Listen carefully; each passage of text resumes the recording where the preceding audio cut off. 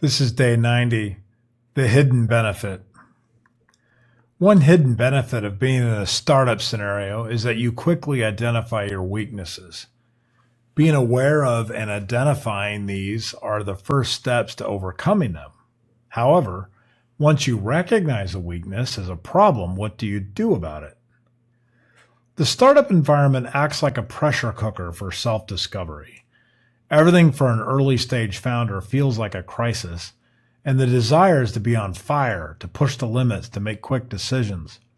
In this intensity, your weaknesses do not hide. They emerge stark and undeniable, like monsters that have been dwelling in your closet all along.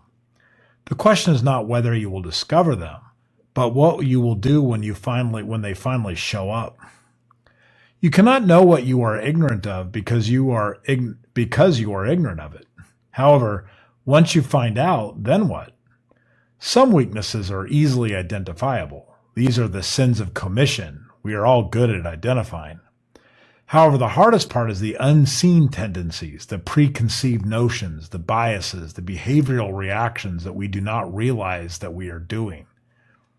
Pushing yourself beyond your ability produces one clear result: the exposure of weakness. Now you know what you're up against. You know what the demon really looks like. No need to be afraid of the dark anymore.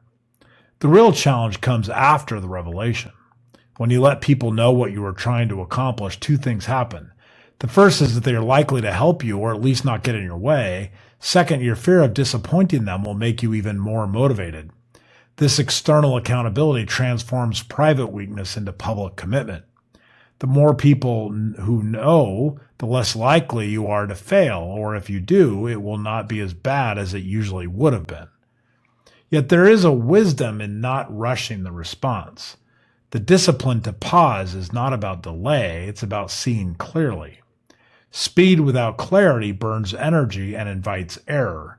A brief moment of stillness gives you the space to separate noise from signal, fear from fact, and urgency from what actually matters. This tactical pause allows you to stop, take a breath, and assess the current situation, to determine the risks you are facing and whether you need to change course or adjust the plan.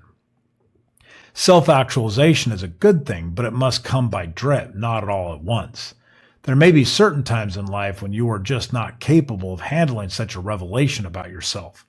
The startup reveals your weaknesses not to destroy you, but to give you the rare gift of knowing precisely what stands between you and your goals.